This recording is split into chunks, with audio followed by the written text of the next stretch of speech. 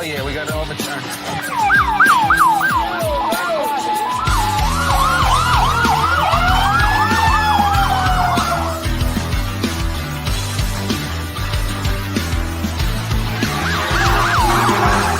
You're listening to the E-Man, inside the NYPD's emergency service unit. Somebody hit the power cord on us. It might have been Chief Cameron Danner, and that's why we got thrown off the air temporarily. So this is just a continuation of 286. It wasn't supposed to happen. It was a technical error that accidentally ended the previous episode. So we're picking up where we left off. Anita, you were talking at the time about a story, the recovery of Joe Vigiano. Pick it up where you left off. Okay, so I said what I had to, I paid my condolences to Mr. Vigiano and his wife. And now I go downstairs, and the way 2 truck was set up, there was 2 garages, and there was a dividing in the middle, and there was a new officer that just got there. I think, I might be wrong, I think it was Joe Whitletter. So Tracy Rick is on one side of Joe, and I'm on the other side of Joe, and Tracy goes, he's really shy and retiring, and Tracy is someone like me. So we started to kind of go down kind of on his head. We kind of moved him on his head. Okay. As the 2 of us are tag teaming this poor guy, Patel walks out. And Patel turns around and he looks at us, and we stopped. And I go, Chief Patel, and I have my microphone and I'm swinging it because I always had a mic. I go, you are the chief. You can have the same, you can have the same business. He goes, that's right, I am. He actually sits down, and I look at Tracy, and Tracy looks at me, and I go, and so we started, whooping him. So then there was a flash of light, which pretty much probably was his entire career. And he got up and he's like, and he just huffs off down the street. The following day, we have a funeral to go to. So they put all the bosses on one side, and the cops are there, and I'm standing right next to Patel. And I go, Chief, you get the video? He goes, what are you talking about? I said, last night, you were right underneath 2 trucks' cameras. All the trucks got it. I thought you got a copy. He goes, what? I'm like, yeah, just joking. And then they went at 10 hot because the funeral started. He's 4 shades of red. He doesn't know if there's really video or not. And it's like, so now fast forward, he's chief of SOD. Tracy comes to do ropes. We're walking across from our building to the hotel. We have to pass SOD. We see Patel in the window. So she and I decide to go in. Patel sends the cop out and says, I don't know what you 2 did, but Chief Patel says you're not allowed in his office. So we just kind of laughed at him, right? Like, really? We push the cop aside. We walk in his office, and it's like, you 2 from hell, get out. Like, get out. Get out. It was a joke. He just realizes we're crazy. You 2 just get out. Oh, gosh. Yeah. Well, that was something. Yes. Yeah. Why am I not surprised? Yeah. Why am I not surprised? I told my mother the story of you. Hi, you think we can get some water? And she still laughs anytime we imitate that around the house, believe it or not. So that you have a new folklore here in the Colón household. Get some water. Or as somebody who called me the next day, who saw the podcast, says, no, there's nothing wrong with it. You adapted and overcame, and you got the job done. And I was like, okay. Yeah, listen, you did what you needed to do, and you got the water in the end, so that worked out. That worked out. I got the mirror I smashed on the truck one night. Allegedly. Yes. ESU. So had the big truck out, broke the mirror. I don't know how many we went through. So Horace keeps going to the bus operators, it's every bus depot we know. He's like, hey, can we get a mirror? Can we get a mirror? Can we get a mirror? And the answer is always no. So I'm like, dude, just can I just let me ask? So he goes, and what are you going to do different? And I did the same thing. I took my hair down, a couple of buttons. Hi. Hi. Broke my mirror. Do you have something to replace it? You know how bad I'm going to get, And the guy just felt sorry for me. I was like, hey, here's a mirror. Like 3 seconds, I'm like, all right, get back in the truck. Come on, we'll go back to the truck and put it on. And Horace just shook his head. Horace, you can call me Tony Barlow. Get the job done. It's whatever you need to do by any means necessary. Every time. There's something I've coined it PGP, John. And I was talking about this with my mom the other day and a couple female friends of mine where I'm like, you can ask for anything you want. You're going to get it because you have PGP. And they're like, what's PGP? It says pretty girl privilege, where the second a guy sees a pretty girl, it doesn't matter what you're asking for. She could be asking to stab you and you're going to say yes before she says. Exactly. You're not paying attention to anything else that she's saying because you have PGP. So that's a real thing. I try. What'd you tell me? I'm not bad for 60. No, you're not. You're not. So there you go. Yeah. I'm trying. Hey, I'm still not used to putting up Christmas decorations though in a t-shirt and shorts. Well, that's the flow. Don't brag to me when I was outside today at my firehouse and filming training in 35-degree weather, and you're down there in shorts in Florida. I'm still not. This is my third year doing it. I'm first 2 years I didn't put up anything. John, poor her. Don't you feel sorry for her, John? Yeah, my heart bleeds. Yeah. Oh, God, it just makes you want to cry. Hey, it's 69. That's cold to a Floridian. God, that's like springtime for us. Meanwhile, I have icicles coming out of my nose earlier. No, I don't miss that at all. Not one bit. You shouldn't. You shouldn't. Are you down there full time, or are you doing the snowbird thing? Nope, full time. Full time. Wow. Yeah, good for you. Good for you. One day, I mean, listen, we're kind of in intermittent stages where I've reached I'm not broke stage. I can afford things at this stage, but we're not at the I can afford that, which is the down south, so I don't have to deal with this anymore. And hear gunshots at 12:30 outside my house because yay, that's fun. I need to get to that stage in life. We don't have that kind of money yet, but John, you're cozy in Long Island. Oh yeah, I believe. Yeah, we hope, we think, we pray. Oh, I like it. I like it here, but as you get older, the cold definitely seems to affect you more than it did. When we were covering like outside subway stations, I would be like Nanook to the north, and I could be in any condition. Now I'm like, ooh, geez, it's getting chilly out.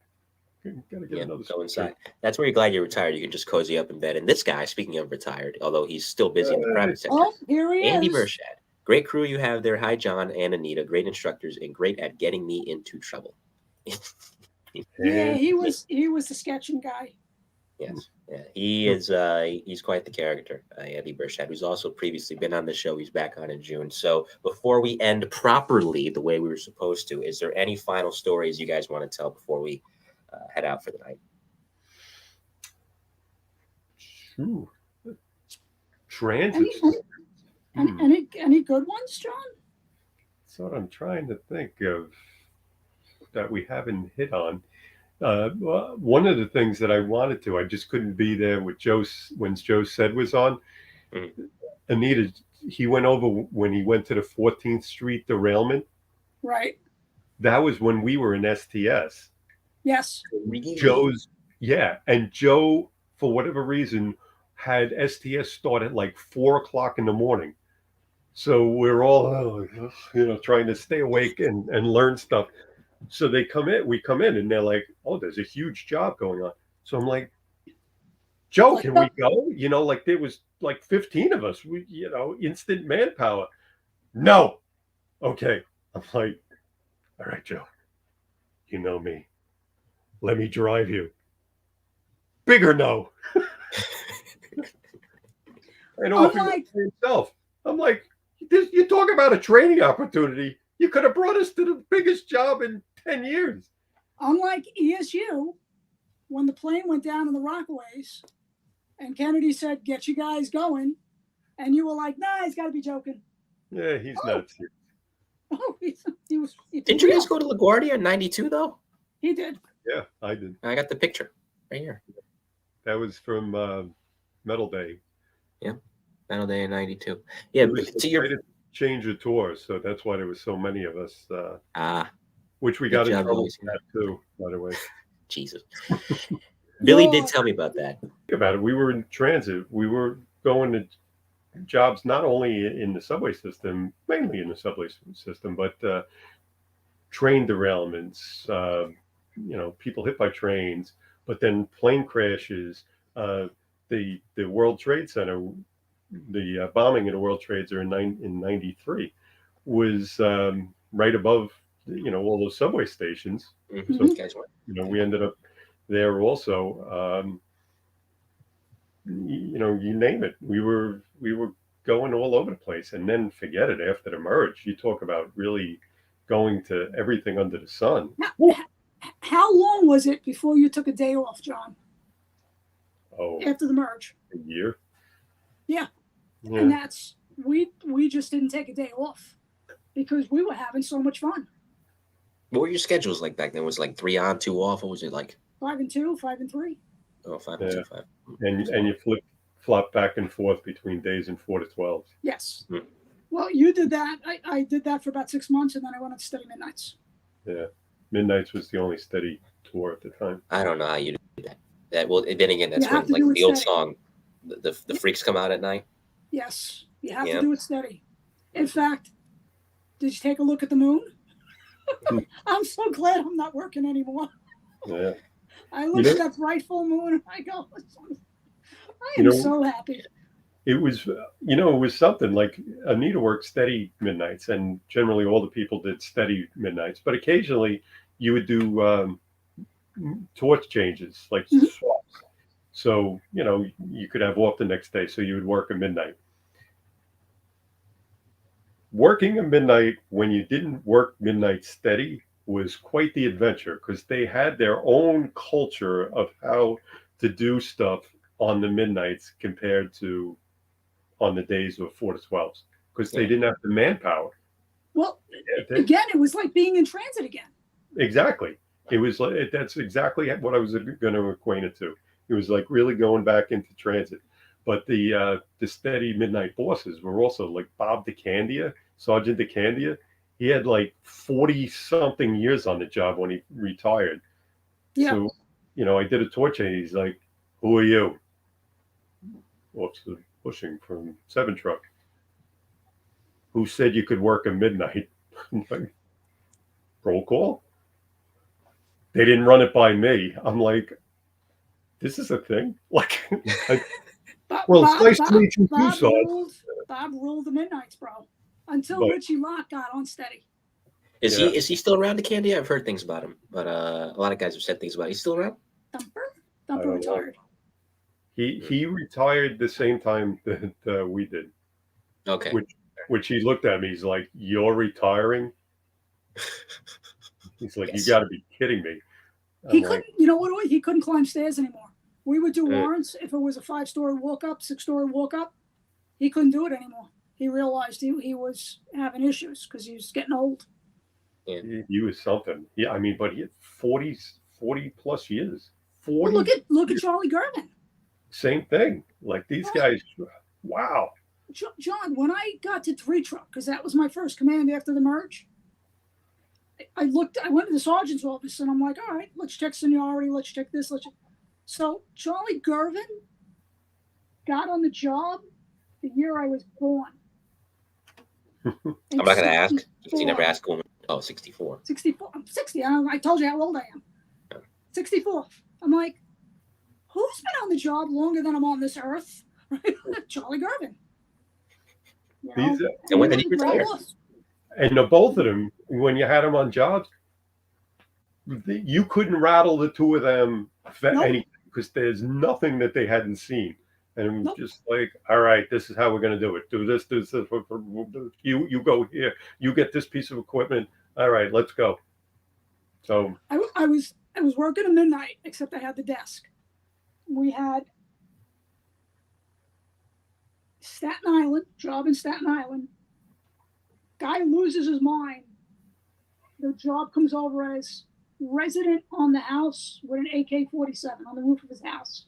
Sounds So low. we're figuring it's going to be unfounded. First unit gets there, confirming the job. 5 trucks rolling, 6 trucks rolling. I have to notify now the CO. I have never met the CO. So I waited a little bit because I said, let the job form. The Candy was on his way.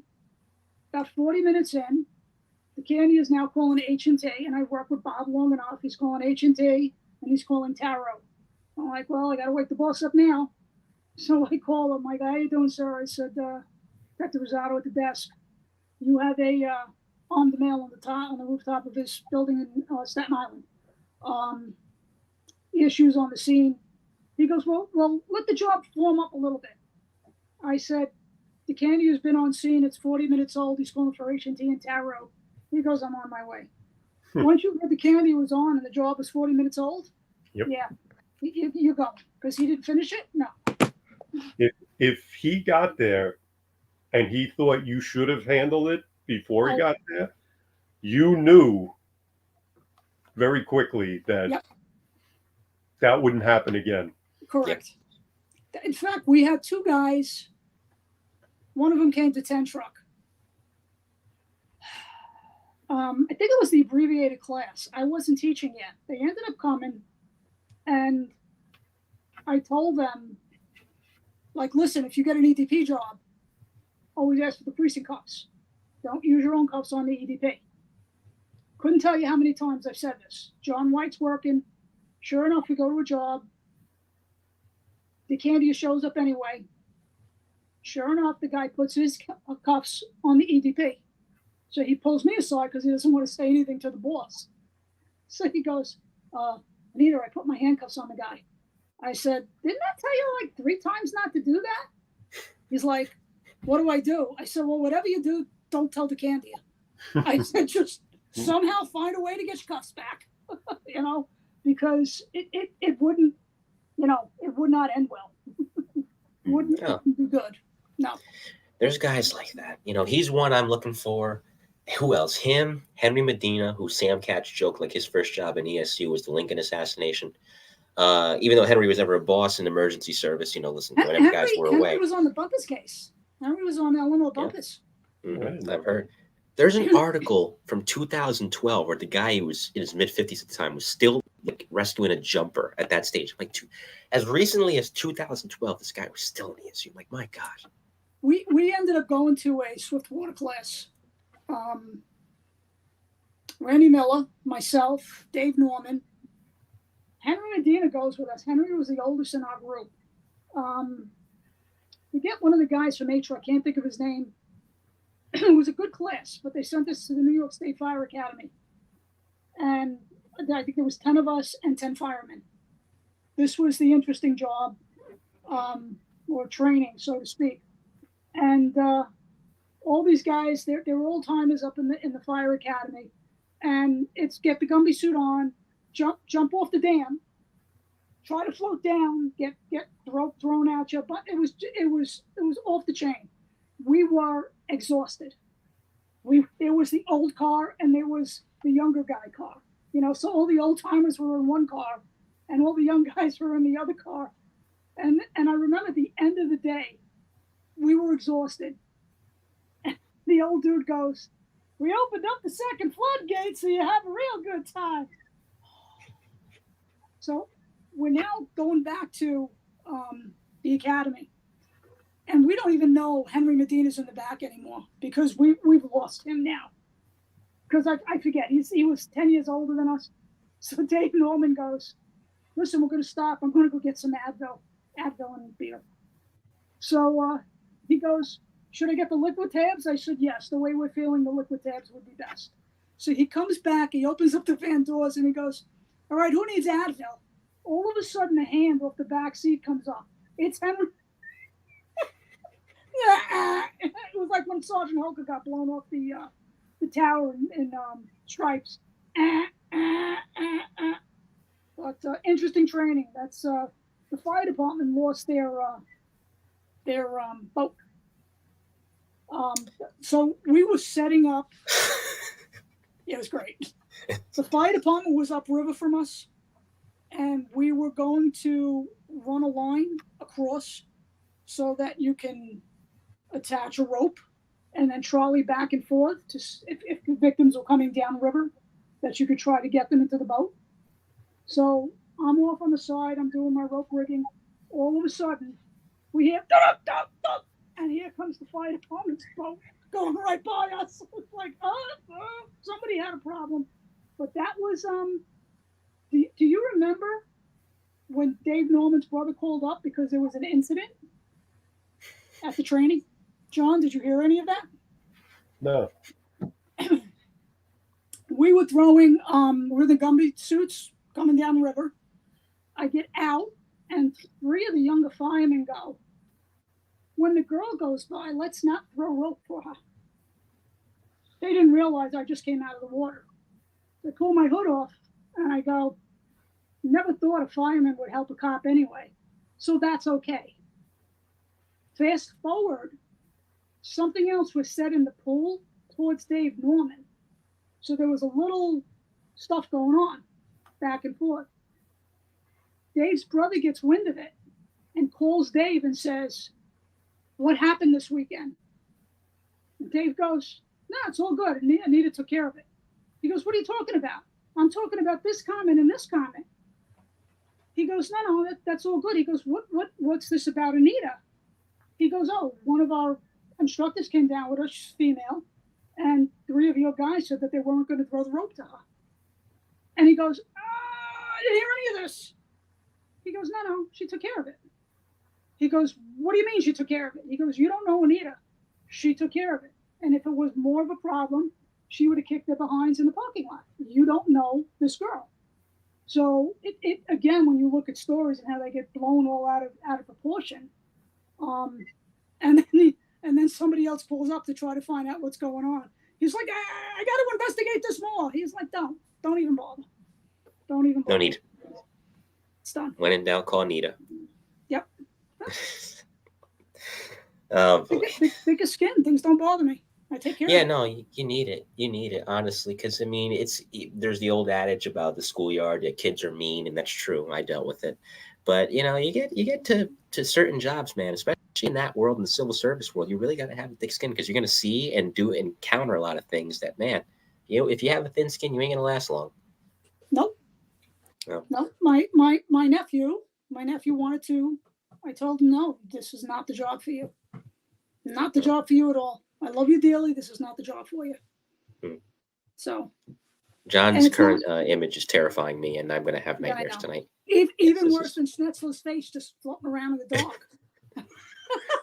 I have to take a picture of this. This is an iconic moment right now. Okay, he's back. Dang it. I was going to take a picture of it. There we go. Yeah. I don't know what happened. Yeah, no, it was like mid motion. It looked like one of those fast photos when somebody's on a roller coaster, you know, and they're coming in and you see what their face. Yeah, that's what it looked like. So that was a terrifying moment, and I will never forgive you for that, but that's okay. What was that? Go ahead. No, go ahead. Nothing. You're the guest. Talk. I was going to say, John, I can't think of anything else that was interesting that we've done. Speaking of Dave Norman's brother, has anybody ever been yelled at by Dave Norman's brother? No. Chief Cameron Danner and then Chief Norman. Was he in plain clothes? No, he was not. He was in uniform. Jeez. How'd you piss off Chief Norman? This was not my fault. Uh-huh. So, you know how you could work a week of your vacation? Jump in front of the train? So I go in, I work a week of my vacation, and they were like, you can, go wherever you want. So I'm like, I want to go back to Seven Truck. I never wanted to leave Seven Truck, but whatever. So I go back to Seven Truck. I'm working with Dennis, and we get sent to a leak in the pipeline that goes with the jet fuel to the airport. So the fire department is all over the place there, and they're handling it. So, we get there, and nothing for us to do. But it was right after the city broke down who was in charge of what. They put the police department in charge of hazmat incidents. Mm-hmm. So it meant nothing to me, but it meant a lot to Chief Norman. So I go up, I see him, I go up, I'm like, hey, Chief, we got dispatched here as well. Just want to make sure you don't need anything, and we'll take up. Oh, no. Nope. You're the incident commander. I'm like, really? This is the way this is going to go? I go, you think that I'm the one that made the decision to put, the police department in charge? I go, come on, chief. You have an entire hazmat unit. Yeah, come on. And everybody's there. They're doing. It's not like they're waiting for anything. So he goes, no, you're supposed to be in charge. Let's see what you do. I'm like, all right, this is what I'm going to do. I'm going to say 91 by FD, corrected by the fire department. So now I call communications and I'm like, the fire department's handling everything. How do you know it's not a terrorist event? I don't know, because it's in the middle of nowhere in East New York. So did you check the door to make sure the door wasn't forced open, that somebody went down? I'm like, all right. So I go over the door. I go, was the door open or did you force the door? We forced the door. Okay. The fire department forced the door. The door wasn't open. No good. So I go back. I'm like, Chief, it will make it a lot easier if you just say, nope, you're in charge. Okay, that's just what I wanted to hear. We have 1 week on patrol, and this is what I'm going to be here for next week and a half.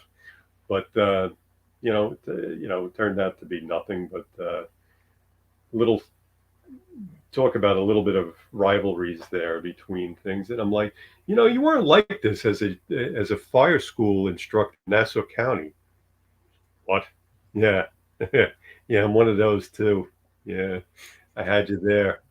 And don't think I'm not going to tell your brother that you were mean to me. And what'd he say? He's just like, you can tell him whatever you want. I'm like, I was nothing but respectful to you. Why are you doing this?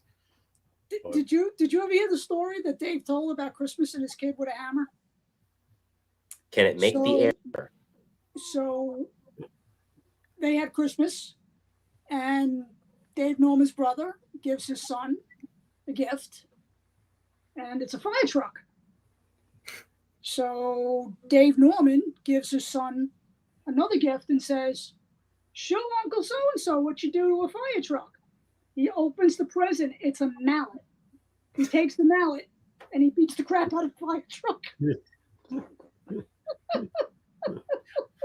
Yeah. Wow. So you wonder why he's mean to ESU guys? Must have been an interesting dynamic there in the Norman household. Chief, if you watch this, I love you. Don't. I've had Chief Norman on my show. Good man. John, your brother's a fireman. My brother's a fireman. Yeah. We don't have these issues. I just talked to him. I just talked to Chief Norman within the past year or so. He was at a funeral that I was at. Oh. Nice guy. Yeah, no, good guy.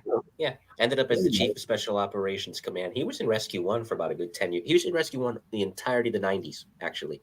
89 to 99. And then there would be some other place that we met him, because as transit guys, we got along with everybody. And Rescue 1 is someplace we used to hang out in. Yeah. Yeah, before the merge, like we would go in there and, just shoot a fat or whatever. Watch coffee, bring a little when the Rangers won the Stanley Cup, I was in Rescue 1. Yes. June 14th, 1994. That was... Why'd you have to remind me of that? I haven't seen a Ranger Stanley Cup in my lifetime, John. Why'd you have to bring that up? I've seen them get to a final. Hey, I don't think I could be held personally responsible for the Rangers blackout. This year they look really good, though. They do, but let's see. Didn't we catch a Ranger game one day, and you and I were in the truck? Did the Rangers win? Or we were. Yep, because we used to be able to get in. There was one of the security guys would let you in, Zach or something, and we would go in and be able to watch the games right from the ice level where the Zamboni goes in. Yes. Oh man, that's a great angle. But for whatever reason, that Stanley Cup final game, they were like, sorry, no good. Because there was normally a gate that was open, but it was so hot because it was mid-June that they had to have it down, and it turned into a big thing to get it open. So, but the bottom line is we ended up in Rescue 1's quarters. Yep. 3-2 score. I think Messier, Graves, and Leach scored in that one. Mike Richter made a crap ton of saves in that one. Good Stanley Cup final game. A great series. Heck of a series. And, well, the Knicks were in the finals at the time, too. They didn't win. Thanks, John Starks. Another John, different John. John Bushing would have done better in Game 7 than John Starks did. And that's a different story. But this, in some senses, was the perfect show because there was a lot of off-the-rail stories, no pun intended, or maybe completely intended. We had an accidental cancellation of the stream, had to start a new one, and then we went another 40 minutes. So this has just been a banner night, and I say lovingly. Before we go, and thanks, folks, for bearing with us this evening during what's been quite the adventure tonight on the Mike the New Haven podcast. Well, any shout-outs that you guys want to give, John or Anita? Yo, AP. Actually, when that happened, I get a text. Tell Mike your stream just... Like, all right, I got it. Hold on. Tell Mike what? Tell Mike his stream just shut down. Oh, yeah. We got disconnected. Yes, it did. I'm getting texts from her as we go along. Yeah, I think I know who it is. I'll ask you off the air just to confirm it. Yeah. But shout out to her. John, any shout outs you want to give? Just everybody we worked with and that are currently doing the job now. Just be careful. Train. Just train. Yep. And it's a different job. So it really, things are much more difficult now. We had to do so many different things. If you don't train, you are never going to remember everything that's needed. And the second you say, I'll never do this, you're going to be on the front cover of the Daily News doing it. So correct. Mm-hmm. Correct. Never Tiger in an apartment in the Bronx. Another story for another day. That job turned 20 years old this year, by the way. Wow. Shout out to Marty Duffy from Two Truck. Yes. Handled that at the time. And we trained Marty Duffy in animal control. Yes, we did. Mm-hmm. You know what's really screwy, John? Mm-hmm. I'm going to REMA parties here. Like we'll have a REMA luncheon. We call it REMA South. We have 60 or 70 guys just from our unit that are retired in Florida. So when Cooch does the thing, like they'll come from the other coast, everybody. Last 2 years ago, was it Bandy? I don't remember anybody's face. All I remember are names from the helmet. Right. So I look at this name and I go, yeah, I remember the name off of your helmet, but I have no idea what your face looked like. So guys that we've trained are now coming to retirement parties. Yeah. Retirement luncheons here. So that really makes you feel old. It's crazy. Well, it paid dividends, You were able to train the next generation. Some of these guys are still going strong. Like I mentioned, Marty, 20 years in ESU now, still doing his thing. Andy Burchett. What's his name? One Truck. Greg Welch is still working. Yeah, 25 years in ESU. He's Greg Welch is still going strong. Who else is still? Tony Otero's got 20 years in ESU. I think he's in 3 trucks. So yeah, there's quite a few guys. Bobby Zajac still going. Yeah, the immortal Steve Stefanakis has been there for 85 years, and he is never leaving. Came in on the merge. Yeah. Yeah. So that's that. Well, this has been great. Stick around, guys. Oh, yes. And I realized before we go, by the way, and I told him this, when he retires, because Owen McCaffrey said to him at REMA Day back in April, well, when's your last day going to be? And he says, April 10th, 2030, 100-year anniversary of emergency service. And I was thinking, no, and then I calculated, I'm like, I'm going to be 30 years old when this man retires. Gross. I'm going to be in my 30s, which, again, nothing wrong with being in your 30s. But I'm like, I'm going to cross that threshold in life when this man calls it a day in the NYPD. He's been in ESU longer than I've been alive. That's how I felt when I looked at Charlie Garvin's appointment date. Like I said, 1964. Wow. Yeah. I have neighbors across the street. The girls are half my age. You remember your 30s, John, when you could drink the entire weekend and not gain a pound? There were a lot of good times in my 30s. Yes. Well, I haven't experienced them yet. They're the ones that keep me young because we're back and forth doing stuff. I honestly, I didn't realize you wanted me on. I just came in from doing Christmas decorations. because Christmas Light Wars is going on right now. So It's yeah, that time of year. yes, It's that But time of year. they come stumbling over and they're like, "Yeah, I've been drinking the whole weekend." I'm like, "Yeah, I remember my 30s." I'm just trying to survive my 20s. I'm 3 months shy of 24. I'm hitting 24 in February. 24. So You remember 24s? Oh wait, we had 3 years on the job back then, right, Sean? Yeah. I got on at 20. So Yeah. and that's yeah. It makes me feel good that my son is 25 and you're 24. not yet. I'm still 23. I'll be 24 in February. So Okay. Even better. Just Even make better. us feel even better. Even better. And on that note, we bid you adieu. Of course, coming up next on the Mike the New Haven podcast. First, I interviewed the daughter last year, and she's great. She's my mentor. She's helped me out a lot over the years. And then I was talking with her, and she told me I found out her dad was a judge. So I said, okay, would your father want to come on the show? So I'm going to complete the family tree this Friday with Judge Jerry Gargiulo, who's currently a judge in the Suffolk County Supreme Court, handled the opioids trial a couple years ago. So he'll be here. And there will be an FDNY guest in all likelihood next Tuesday. He was a captain for many years, 25 years in the FDNY, most of it in truck companies, a lot of which were in Brooklyn. And that is Mr. Jim Graham for another volume of the best and the bravest interviews with the FDNY's elite. 3 more shows left in 2020. A Rockville Center guy.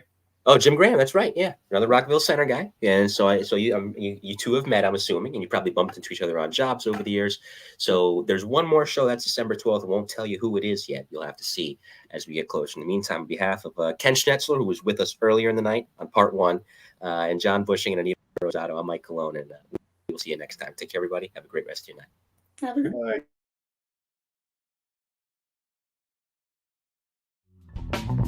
night.